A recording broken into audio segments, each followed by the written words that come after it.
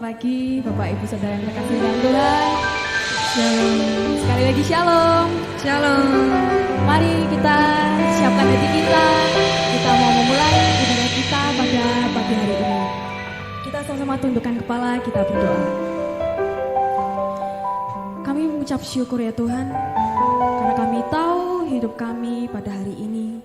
Kalau kami ada sampai hari ini Tuhan, itu semua terjadi hanya karena kemurahan Allah saja. Biar lewat ibadah kami pada pagi hari ini, kami boleh datang dengan membawa hati kami, membawa hidup kami, membawa seluruh kerinduan kami, pujian dan penyembahan kami Tuhan. Sebab kami percaya bahwa kami boleh merasakan kehadiran Tuhan, bahkan perjumpaan secara pribadi dengan Engkau. Terima kasih Tuhan. Kiranya Engkau memberkati ibadah kami dari awal, pertengahan hingga akhir, dan biar hanya nama-Mu saja Tuhan yang dipermuliakan. Terima kasih Tuhan, terima kasih. Kami naikkan doa ini hanya di dalam nama Tuhan Yesus Kristus. Dan yang siap memberikan yang terbaik buat Tuhan, mari sama-sama dengan saya katakan amin. Saya undang Bapak Ibu Saudara untuk bangkit berdiri.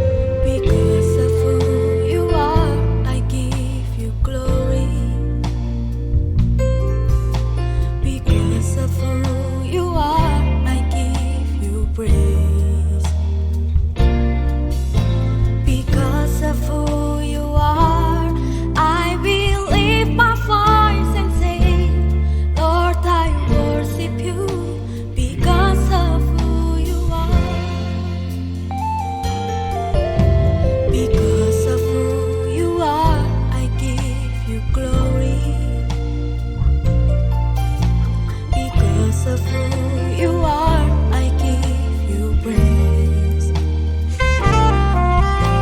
Because of who you are, I will lift my voice and say, Lord, I worship you. Because of who you are, Lord, I worship you. Because of who you are, Jehovah Jireh, my provider, Jehovah Nissi, Lord, you reign in victory, Jehovah Shaddai, my Prince of Peace, and I worship you because of who you are. Because of who you are, I give you glory. Because of who you are, I give you praise. Because of who you are, I will lift my voice and say, Lord, I worship you. Because of who you are.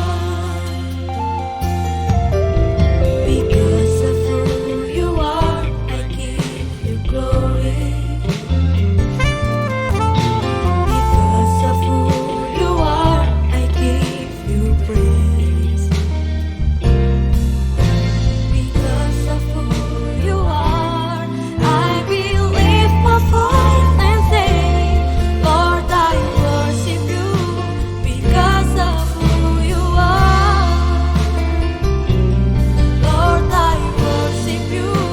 Because of who you are, Jehovah Jireh, my provider, Jehovah Nissi, Lord, you reign in victory, Jehovah Shalom, my Prince of Peace, and I worship you because of who you are.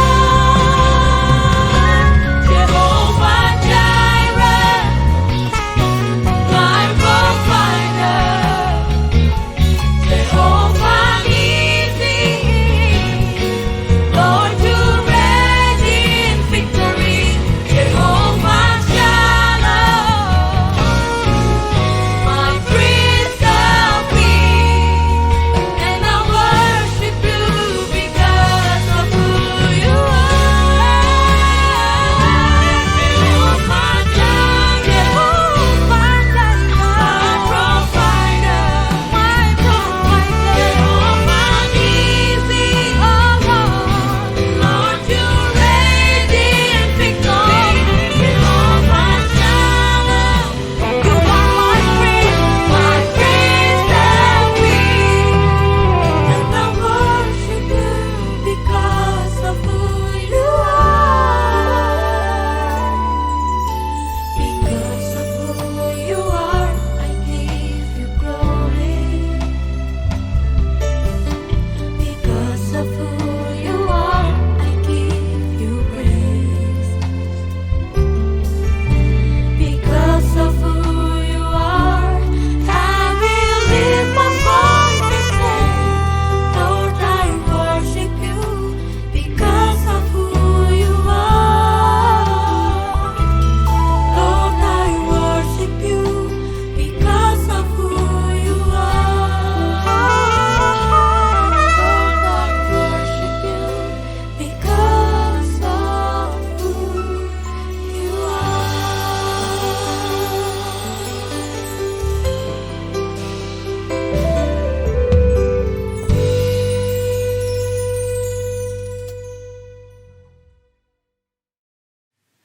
Jemaat kekasih Tuhan, mari kembali kita akan bersama-sama menghampiri tahta kemurahan Tuhan. Di dalam doa kita mau satukan hati dan kita rendahkan diri kita di bawah kaki Tuhan dan memohon anugerah kemurahannya. Bersama kita akan berdoa. Bapa di dalam kerajaan sorga, kami mengucap syukur buat anugerah kemurahan kasih-Mu yang sempurna. Kembali kami boleh mendapatkan kesempatan untuk kami boleh menghampiri tahta kasih karunia-Mu Tuhan. Di bawah kaki-Mu kami mau datang dan bersimpuh, membawa seluruh kehidupan ini, dan memohon kiranya Engkau berkenan untuk menerima persembahan hidup ini. Dan kiranya tangan anugerah kasih-Mu itu terulur atas kehidupan ini. Dan biar kehidupan ini Tuhan Engkau ubahkan. Untuk kami boleh mengalami sebuah kehidupan yang makin berbuah. Kehidupan yang makin diubahkan. Memperkenankan hati-Mu dan mencapai kesempurnaan sebagaimana yang Engkau tetapkan dan kehendaki. Mari Tuhan, kami mohon tangan anugerah-Mu dan kuat kuasa Roh Kudus-Mu akan menjamah, akan mengurapi, dan akan bekerja atas setiap pribadi kami umat-Mu dimanapun kami berada. Kami mohonkan doa ini di dalam berkat nama Tuhan Yesus Kristus. Haleluya. Amin. Jemaat kekasih Tuhan, hari ini kita ada di dalam rangkaian hari raya Tuhan di dalam kalender Alkitab kita. Di dalam budaya bangsa Israel secara jasmani, mereka merayakan hari raya Tuhan. Dan bagi kita, merayakan hari raya Tuhan bukanlah kita merayakan tradisi dari yang namanya acara-acara agamawi. Tetapi sebagaimana kita adalah umat secara rohani, umat Tuhan secara rohani, Israel secara rohani. Karena iman percaya kita kepada iman Abraham, kepada Kristus Yesus Tuhan. Sehingga kita mendapatkan anugerah menjadi anak-anak Abraham secara rohani. Demikian juga bagi kita. Di dalam kita merayakan hari raya yang ditetapkan Tuhan. Kita perlu mempersiapkan manusia batin kita. Kita perlu merayakan secara rohani. Makna-makna rohani dari setiap maksud yang Tuhan tetapkan, yang terkandung di dalam setiap hari raya itu. Kekasih-kekasih Tuhan, sebagaimana 2 hari raya yang Tuhan Yesus sudah genapkan, yaitu hari raya Paskah dan Pentakosta. Sebagai persiapan untuk kita akan menyambut penggenapan hari raya yang ketiga, yaitu hari raya Pondok Daun. Hari raya yang berbicara tentang kedatangan Tuhan kedua kali. Mempersiapkan sebuah kehidupan untuk kita masuk dalam kehidupan langit baru dan bumi baru. Mempersiapkan hidup untuk kita masuk di dalam kehidupan tatanan kerajaan sorga. Masyarakat kerajaan sorga. Oleh sebab itu kekasih-kekasih Tuhan, hari ini kita mau mempersiapkan diri kita di dalam rangkaian Hari Raya Pondok Daun dimulai dengan Hari Raya Peniupan Sangkakala atau yang disebut dengan Hari Raya Rosh Hashanah.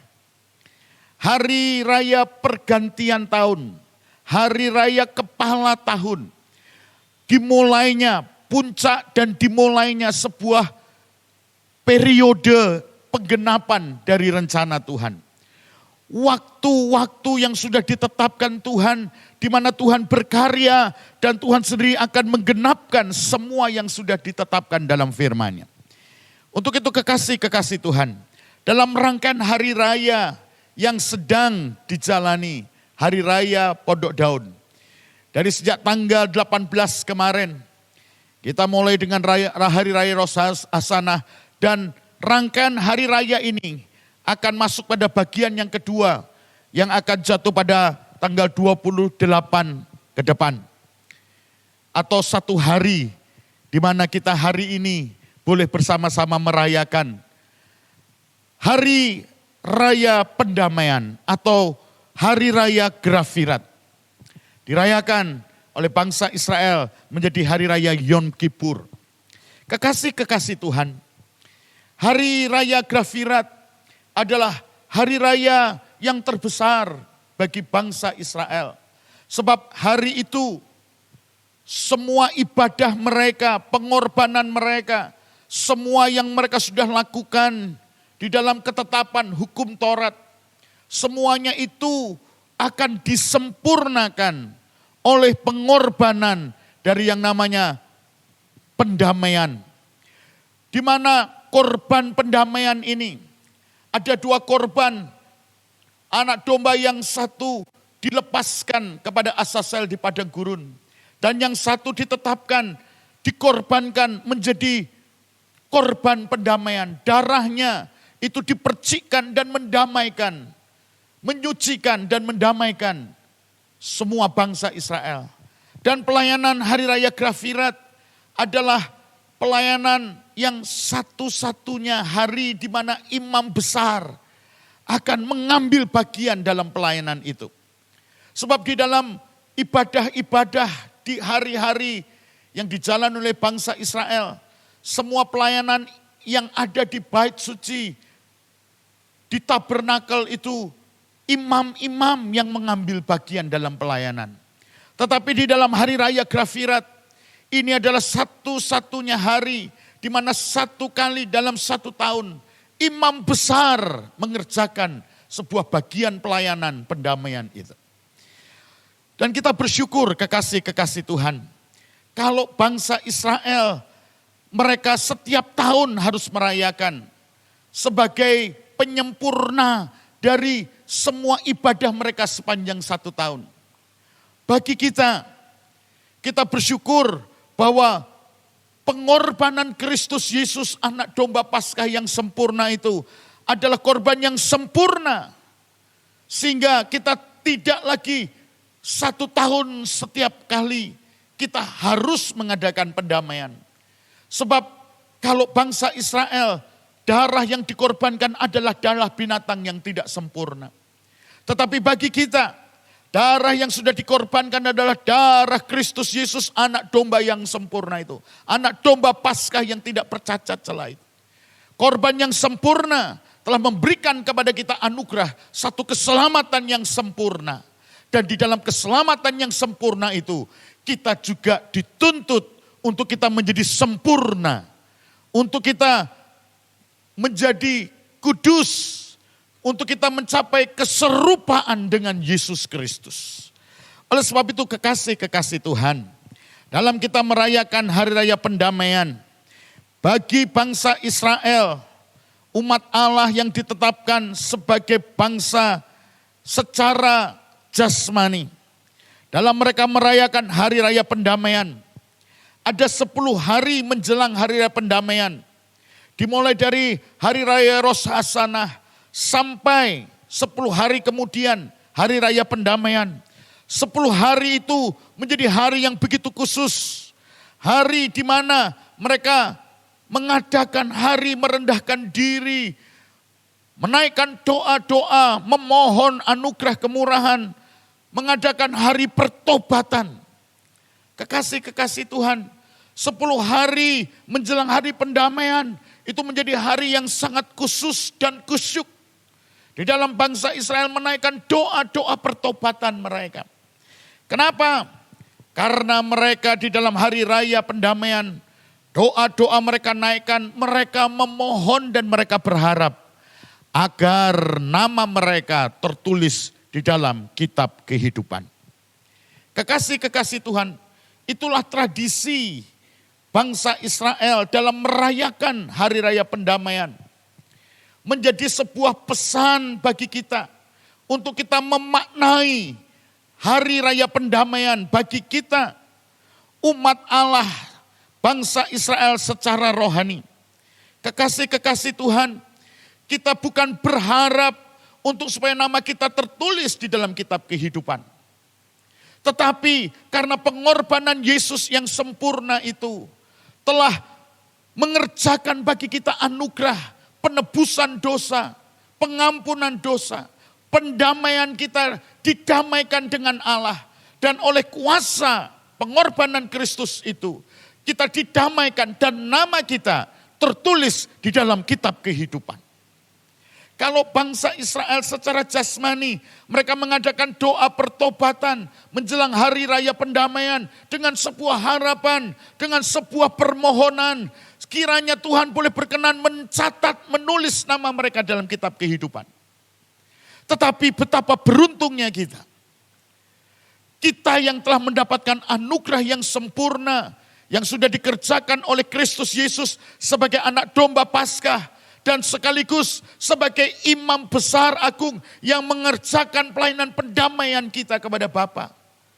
Oleh darahnya, nama kita telah diukir dan ditulis di dalam kitab kehidupan. Tetapi kekasih-kekasih Tuhan, mari kita mau mengerti lebih dalam lagi. Kalau bangsa Israel di dalam merayakan hari raya pendamaian 10 hari, mereka mengadakan yang namanya hari pertobatan. Ada hal yang penting yang harus mereka lakukan di dalam pertobatan mereka, yaitu dengan yang namanya kata berpaling. Berpaling ini mereka harus berpaling kepada Allah dan mereka harus berpaling kepada sesama. Berpaling kepada Allah artinya mereka harus memberikan yang namanya perhatian yang lebih.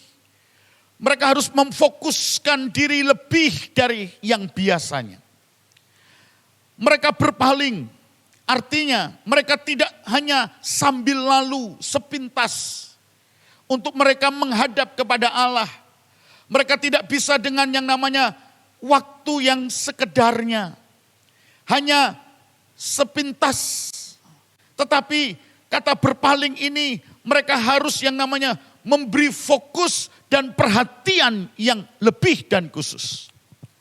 Kalau di dalam tradisi Jawa, ya saudara ya, filosofi Jawa, ada istilah yang mengatakan yang namanya mandek, madep, dan mantep. Saudara ya, kita tidak bisa hanya sepintas untuk kita memberi waktu kepada Tuhan. Tetapi kita harus mandek, berhenti dari semua kesibukan kita, dari semua aktivitas kita, untuk kita madep, untuk kita menghadap dan mantep dengan kesungguhan hati. Ini kata berpaling. Saudara, kita perlu memberi waktu dalam hidup kita untuk kita berpaling kepada Allah. Kita harus mandek, madep, dan mantep. Kita harus memberi perhatian yang lebih dari hari-hari yang biasa. Kita harus memberi waktu yang khusus di dalam hari hidup kita. Untuk kita memberi perhatian yang khusus kepada Tuhan kita dan menghadap kepada anugerahnya. Untuk apa saudara? Untuk kita mau berperkara dengan Tuhan kita. Karena Tuhan mau berperkara dengan kita. Tuhan mau secara pribadi, supaya kita memberi waktu secara pribadi, supaya Tuhan itu menguji batin kita. Saudara, kita perlu memberi sebuah waktu yang khusus untuk kita merefleksikan kehidupan kita. Apakah kita hidup di dalam pertobatan yang sejati? Apakah kekristenan kita hidup di dalam pertobatan yang sejati? Kita mau melihat di dalam kitab Wahyu, pasal yang ketiga, firman Tuhan kepada jemaat di Sardis. Ayat 1 hingga yang ke-6, firman Tuhan berkata demikian. Dan tuliskan kepada malaikat jemaat di Sardis, inilah firman Dia yang memiliki ketujuh roh Allah dan ketujuh bintang itu. Aku tahu segala pekerjaanmu, engkau dikatakan hidup padahal engkau mati. Bangunlah dan kuatkanlah apa yang masih tinggal, yang sudah hampir mati. Sebab tidak satu pun dari pekerjaanmu aku dapati sempurna di hadapan Allahku. Sampai di situ dulu. Dari ayat 1 dan ayat yang kedua, kitab Wahyu pasal yang ketiga, kepada jemaat di Sardis. Ini menjadi sebuah pelajaran buat kita, untuk kita mau yang namanya berpaling, mengadakan hari pertobatan kita. Kekasih-kekasih Tuhan, kita perlu memberikan waktu untuk kita jujur dengan diri kita, mengoreksi diri kita, mengevaluasi kehidupan rohani kita. Jangan seperti jemaat di Sardis yang engkau dikatakan hidup padahal engkau mati. Kekasih-kekasih Tuhan, ini ada satu kondisi yang kita perlu minta anugerah Tuhan, supaya kita boleh yang namanya diterangi mata hati kita, supaya kita bisa menemukan posisi dan kondisi kita di hadapan Tuhan. Alkitab mengatakan jemaat di Sardis, mereka kelihatannya hidup, mereka dinilai hidup, mereka dikatakan hidup, mereka punya aktivitas-aktivitas rohani yang masih mereka lakukan. Tapi ternyata mereka ini mati, saudara. Di dalam budaya bahasa Jawa itu ada satu istilah urip dan urup, saudara. Ya, urip itu kalau diterjemahkan bebas bahasa Indonesia itu hidup, ya. Tapi urup itu adalah kehidupan yang berkobar, menyala-nyala. Nah, saudara, jemaat di Sardis mereka dikatakan yang namanya hidup, padahal mereka mati di hadapan Allah. Mereka masih urip, tetapi urip mereka tidak punya urup itu sendiri.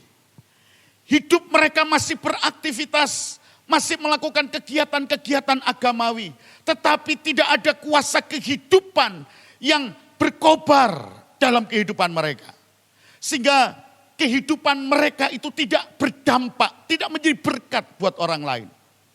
Hidup mereka hanya berfokus kepada diri mereka.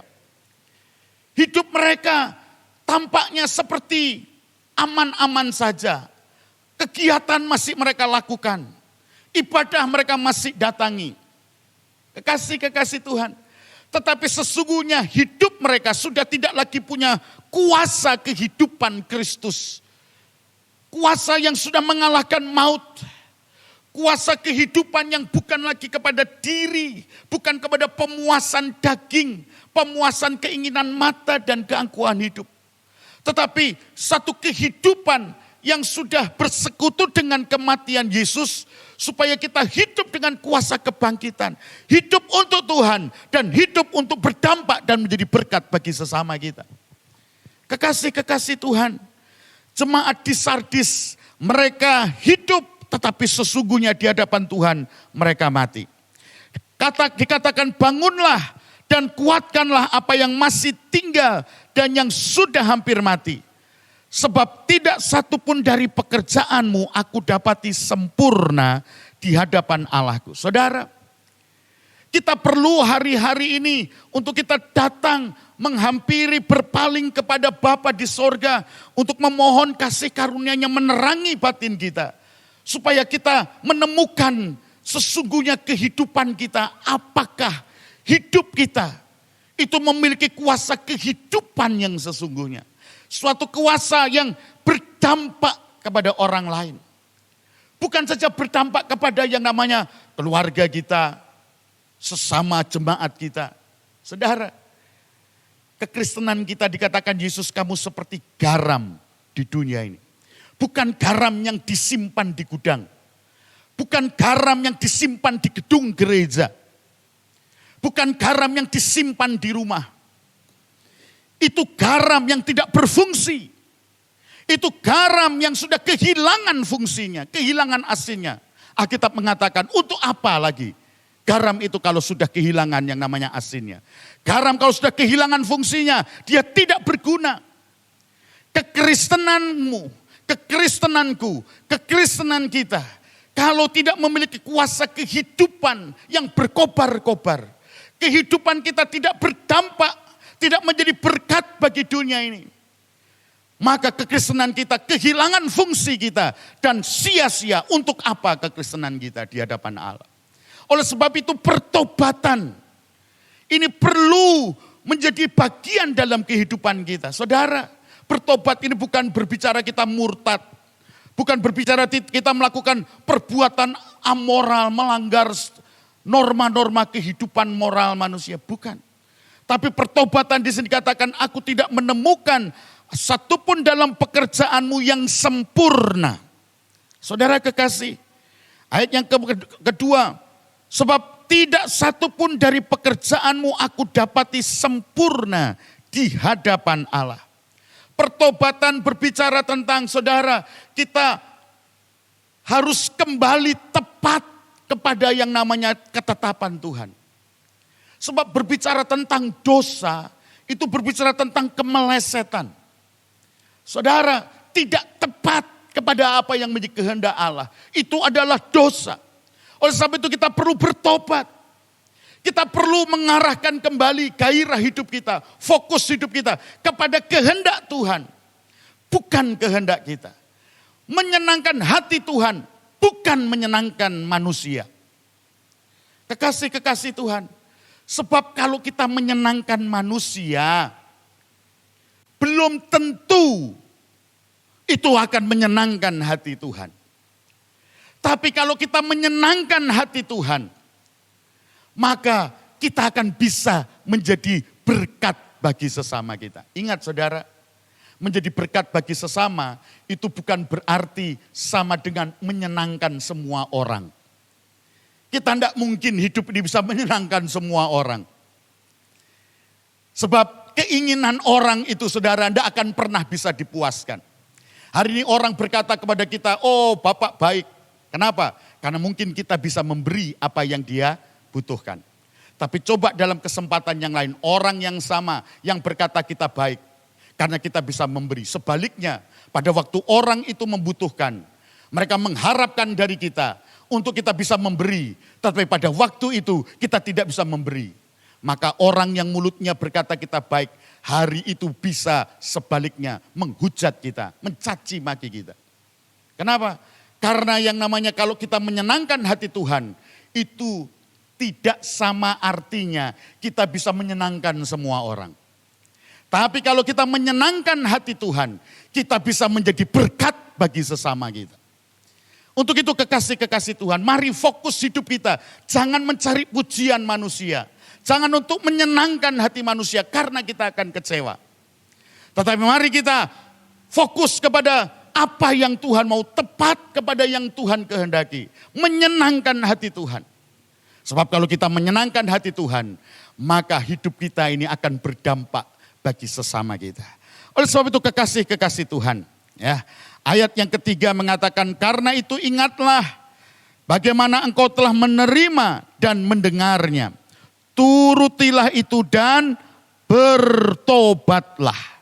Karena jikalau engkau tidak berjaga-jaga, aku akan datang seperti pencuri. Dan engkau tidak tahu pada waktu manakah aku tiba-tiba datang kepadamu. Kasih kekasih Tuhan, pertobatan bagi kita umat ketebusan Allah. Bagaimana nama kita yang sudah ditulis di dalam kitab kehidupan itu. Pertobatan berbicara tentang bagaimana kita hidup untuk kita yang namanya berjaga-jaga. Berjaga-jaga di sini berbicara tentang mempersiapkan diri untuk menanti, menyongsong kedatangan Tuhan yang kedua kali. Saudara kekasih di dalam Tuhan.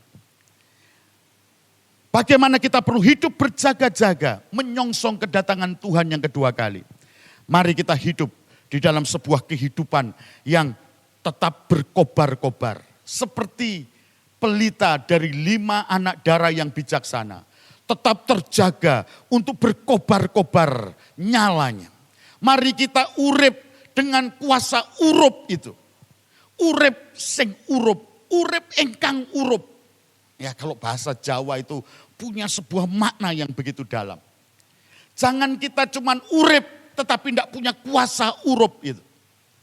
Untuk itu kekasih-kekasih Tuhan, bicara tentang hari raya pendamaian adalah kita memberi waktu diri kita, merefleksikan kehidupan kekristenan kita. Apakah kita hidup di dalam pertobatan? Ayat yang keempat, tetapi di Sardis ada beberapa orang yang tidak mencemarkan pakaiannya. Mereka akan berjalan dengan aku dalam pakaian putih, karena mereka adalah layak untuk itu. Saudara, pakaian putih ini berbicara tentang perbuatan baik orang-orang kudus. Ya, bukan cuman berbuat baik, tapi tidak hidup dalam kekudusan. Karena banyak orang dunia ini bisa berbuat baik.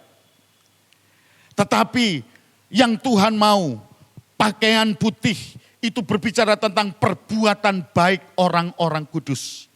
Untuk itu kekasih-kekasih Tuhan, kalau ayat yang kelima mengatakan begini, barang siapa menang, ia akan dikenakan pakaian putih yang demikian. Aku tidak akan menghapus namanya dari kitab kehidupan, melainkan aku akan mengaku namanya di hadapan Bapakku dan di hadapan para malaikatnya. Kekasih-kekasih Tuhan, bagi bangsa Israel secara jasmani, mereka mengadakan hari pertobatan dengan sebuah harapan, permohonan supaya nama mereka ditulis dalam kitab kehidupan. Tapi bagi kita, umat Allah secara rohani, bangsa Israel secara rohani, nama kita tertulis dalam kitab kehidupan karena pengorbanan Kristus Yesus yang sempurna.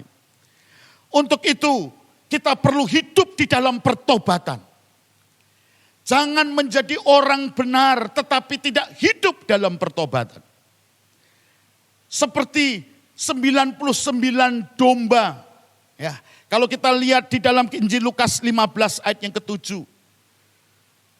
Dari 100 ekor domba ada satu yang tersesat dan terhilang. Gembala itu mencari dan menyelamatkan. Dan Alkitab mengatakan dalam Lukas pasal 15 ayat 7. Aku berkata kepadamu, demikian juga akan ada sukacita di sorga karena satu orang berdosa yang bertobat. Kalau ada domba yang terhilang, gembala itu akan mencari dan menyelamatkan. Dan Alkitab mengatakan kenapa yang 99 itu ditinggal di kandang. Dan waktu gembala itu menemukan domba yang terhilang, dikatakan di sorga ada sukacita yang besar.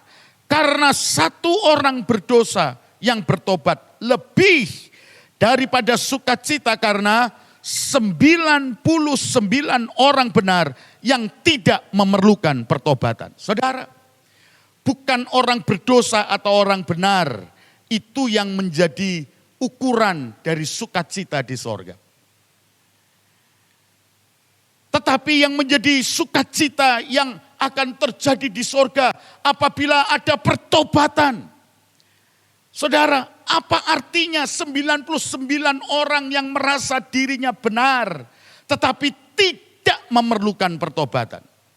Dengar kekasih-kekasih Tuhan, kita sudah diselamatkan, kita sudah dibenarkan. Tetapi masalahnya, apakah engkau menjadi orang benar yang tidak hidup dalam pertobatan? Adalah sangat mungkin hari ini banyak orang Kristen bersyukur dan merasa dia adalah orang yang sudah dibenarkan. Tetapi itu tidak cukup. Pengertian itu akan membuat kita bisa tercabut dan murtad. Karena yang Tuhan mau kalau kita dibenarkan oleh anugerah penebusannya, maka kita perlu hidup di dalam pertobatan itu sendiri, saudara. Oleh sebab itu kekasih-kekasih Tuhan, kalau di dalam Wahyu pasal yang ketiga ayat yang kelima, ya, dikatakan barang siapa menang, dia akan mendapatkan dikenakan pakaian putih dan aku tidak akan menghapus namanya dari kitab kehidupan. Kalau kita menang, maka Tuhan tidak akan menghapus nama kita. Pertanyaannya, kalau kita tidak menang, dengar kekasih-kekasih Tuhan. Kalau kita menang, nama kita tidak dihapus. Tapi kalau kita tidak menang, ada kemungkinan besar nama kita akan dihapus. Karena nama kita tidak dihapus, itu apabila kita menang. Tetapi kalau kita tidak menang, maka ada kemungkinan nama kita akan dihapus. Oleh sebab itu kekasih-kekasih Tuhan, kalau bangsa Israel secara jasmani, mereka mengadakan hari pertobatan dengan harapan supaya nama mereka tertulis dalam kitab kehidupan. Bagi kita yang sudah dibenarkan oleh karena darah penebusan anak domba Paskah yang sempurna, yang sudah dicurahkan oleh Yesus di kayu salib. Darah yang sempurna itu telah tertumpah bagi kita. Olehnya nama kita tertulis dalam kehidupan, kitab kehidupan. Tetapi kekasih-kekasih Tuhan, mari kita orang benar, kita mau hidup di dalam pertobatan. Supaya di dalam kuasa pertobatan itu, kita akan dimampukan berjuang sampai garis akhir dan kita akan menang.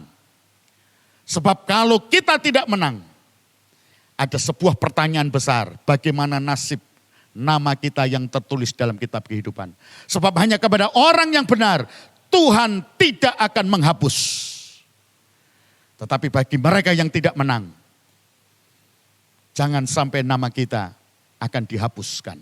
Untuk itu kekasih-kekasih Tuhan, mari dalam merayakan hari raya pendamaian, kita mau yang namanya berpaling kepada Tuhan. Kita mau mandek, madep, dan mantep. Untuk kita mau hidup sebagai orang-orang yang sudah dibenarkan dengan darah yang mahal, harga yang mahal. Kita mau tinggal hidup di dalam pertobatan itu. Hidup dalam kuasa pertobatan. Kekasih-kekasih Tuhan, selanjutnya berpaling kepada sesama. Kekasih-kekasih Tuhan, berpaling kepada sesama, ini ada dua bagian. Yang pertama, sesama ini berbicara tentang orang-orang di mana kita mungkin pernah berbuat salah. Atau orang-orang di mana pernah berbuat salah kepada kita sehingga melukai hati kita. Kita perlu hari-hari ini berpaling kepada mereka. Untuk apa? Untuk kita mengadakan yang namanya pertobatan. Supaya dengan kuasa pertobatan dosa kita akan diselesaikan. Ingat saudara, sebesar apapun dosamu, darah Kristus Yesus itu sanggup menyucikan. Tetapi yang harus kita perhatikan, dosa kita itu akan diampuni, akan disucikan kalau kita mengakui dan bertobat. Kalau kita tidak mengaku, maka dosa kita tidak akan pernah bisa diselesaikan oleh darah anak domba Allah. Oleh sebab itu kita perlu berpaling kepada sesama kita. Untuk apa? Untuk kita mau mengadakan pendamaian dengan mereka. Untuk kita mau minta maaf kepada, minta ampun kepada mereka. Untuk segala kesalahan yang sudah kita lakukan. Seperti Daud dalam doanya memohon kepada Bapa. Supaya Bapa mengampuni segala dosa-dosanya. Dosa masa lalunya. Bahkan dosa yang mungkin tidak disadarinya. Kekasih-kekasih Tuhan. Hari ini mari kita mau berpaling kepada sesama kita. Untuk apa? Untuk kita mengadakan pemberesan dengan mereka. Untuk supaya kita berdamai. Untuk supaya jangan hati nurani kita menuduh kita. Kalau ada dosa, ada kesalahan, ada perbuatan yang melukai orang lain. Yang mungkin kita tidak sadari. Orang itu terluka pada kita. Oh, kita menjadi batu sandungan buat mereka. Karena mungkin kita tidak menyadari. Alkitab mengajarkan kepada kita, mari kita mau berdamai dengan mereka. Mari kita mau minta ampun kepada mereka. Mari kita mau merendahkan diri. Kekasih-kekasih Tuhan. Supaya apa? Supaya kita mengalami hidup damai dengan sesama kita. Sebaliknya, kalau mungkin ada orang yang melukai hati kita, dan itu belum sembuh di dalam kita, kita perlu mengadakan pemberesan. Saudara, kita mungkin yang namanya mengampuni, ya saudara ya. Tapi kita tidak mau ketemu sama orang itu. Kenapa? Kalau ketemu sama orang itu masih luka hati kita, masih sakit. Itu artinya engkau belum mengampuni. Karena mengampuni itu adalah melepaskan kuasa yang sudah Yesus kerjakan di kayu salib. Untuk kita mengampuni dan kita melupakan. Saudara kekasih dalam Tuhan Yesus. Inilah waktu kita perlu berpaling dengan sesama kita. Supaya kehidupan kita dengan sesama itu tidak ada yang namanya dosa di antara kita. Yang kedua, berpaling dengan sesama, berbicara tentang ini kesempatan untuk kita berbuat baik kepada sesama kita. Mari di hari-hari ke depan ini kita mau melakukan apa yang mungkin sudah lama kita tidak lakukan. Yaitu kita mulai berbuat baik dengan orang lain. Saudara, kapan terakhir kali engkau berbuat baik untuk sesamamu? Apakah hari ini engkau sudah berbuat baik untuk sesamamu? Atau yang terakhir kali itu minggu yang lalu? Atau engkau terakhir berbuat baik kepada sesamamu mungkin bulan yang lalu? Atau engkau berbuat baik kepada sesamamu, mungkin yang terakhir kalinya itu tahun yang lalu. Dengar kekasih-kekasih Tuhan. Kita masih punya kesempatan hari ini untuk bertobat. Bukan di dalam sebuah doa dan tangisan, tetapi dalam sebuah perbuatan hidup. Berpaling kepada Tuhan, berpaling kepada sesama. Dan yang terakhir, berpaling untuk kita melihat kesempatan untuk kita berbuat baik kepada sesama kita. Mari, untuk berbuat baik, engkau tidak perlu mencari orang yang sedang kelaparan dan kesukaran di benua yang lain, di tempat yang lain. Di sekitar kita, engkau perlu minta anugerah Tuhan, matamu terbuka dan engkau bisa melihat orang-orang yang mungkin mereka sedang tersenyum, tapi di balik senyum mereka ada tangis dan duka. Orang-orang di sekeliling kita yang tampaknya mereka berusaha tetap eksis, tapi sesungguhnya mereka sudah ada di tepi jurang kehancuran. Mari, ini kesempatan kita berpaling kepada sesama untuk kita melakukan perbuatan baik. Berbuatlah baik sebanyak-banyaknya. Karena nanti ada waktunya engkau berbuat baik dan engkau tidak akan bisa lagi. Sebab itu kekasih-kekasih Tuhan, hidup dalam pertobatan. Ini adalah bagian dalam sebuah kehidupan yang terus. Bagaimana hubungan kita dengan Tuhan dan hubungan kita dengan sesama itu ada di dalam yang namanya kehendak Tuhan. Inilah yang Tuhan mau kita hidup di dalam perdamaian dengan Tuhan kita. Biar kiranya di hari pendamaian ini kita mau memberi waktu untuk berpaling kepada Tuhan kita, kepada sesama kita. Dan kiranya Tuhan akan mencurahkan berkat untuk kita. Hidup ke depan kita akan makin berbuah-buah di dalam buah-buah roh, buah-buah kebenaran, buah-buah yang menyenangkan hati Bapa. Dan biar kehidupan kita makin berakar kuat, makin bertumbuh sehat. Dan kita kedapatan kehidupan kita makin diubahkan untuk menjadi sempurna dan serupa dengan Yesus. Kiranya Tuhan memberkati kekasih-kekasih Tuhan dimanapun engkau berada. Dan bersama-sama kita mau tundukkan kepala, kita akan berdoa. Bapa di sorga, terima kasih untuk kesempatan hari ini di dalam rangkaian hari-hari raya Tuhan. Kami boleh merayakan hari raya pendamaian. Tuhan, makna dari maksud ilahi pendamaian itu biar benar-benar akan kami hidupi sebagaimana umat yang sudah didamaikan. Kami mau tetap hidup di dalam pertobatan itu Tuhan. Supaya tidak ada dosa yang akan membuat kami terbuang dari hadirat-Mu. Memisahkan kami dari dekapan kasih-Mu. Tapi biar kami akan tetap tinggal di dalam yang namanya pertobatan kami. Kami makin dibersihkan, kami makin disempurnakan. Sehingga kami Tuhan kedapatan makin menjadi serupa dengan Kristus Yesus Tuhan. Berkatilah jemaat-Mu dimanapun kami berada. Oh kiranya kuasa firman yang sudah kami dengar. Roh Kudus Allah yang akan memberi kehidupan kepada firman itu. Kepada setiap kami yang mendengar. Dan biar oleh kuasa firman dan Roh Kudus, kehidupan kami akan terus diubahkan. Kami boleh makin berakar kuat di dalam dasar iman yang murni, dasar firman Tuhan yang suci. Dan kami makin bertumbuh sehat, berbuah lebat. Bukan hanya secara agamawi, kami benar di hadapan manusia. Tapi lebih daripada itu Tuhan, kehidupan manusia roh kami itu benar di hadapan Allah. Dan itu akan memberi dampak kepada sesama kami. Hidup kami akan menjadi garam dan hidup kami akan menjadi terang di dunia ini. Seperti yang Tuhan tetapkan dan Tuhan kehendaki. Berkati kami jemaat-Mu dimanapun kami berada. Hamba berdoa kiranya berkat yang datang dari tahta anugerah Allah Bapa tercurah melimpah dalam kehidupan jemaat-Mu. Melimpah dalam setiap kehidupan umat-Mu.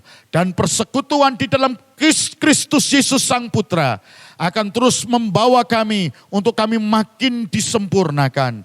Dan oleh kuasa Roh Kudus Allah kami boleh dilingkupi dan dituntun untuk hidup di dalam segala kebenaran. Hamba berdoa dan menyerahkan seluruh kehidupan ini di dalam berkat nama Tuhan Yesus Kristus. Kami berdoa. Haleluya. Amin. Tuhan memberkati. Selamat kita merayakan Hari Raya Pendamaian. Haleluya.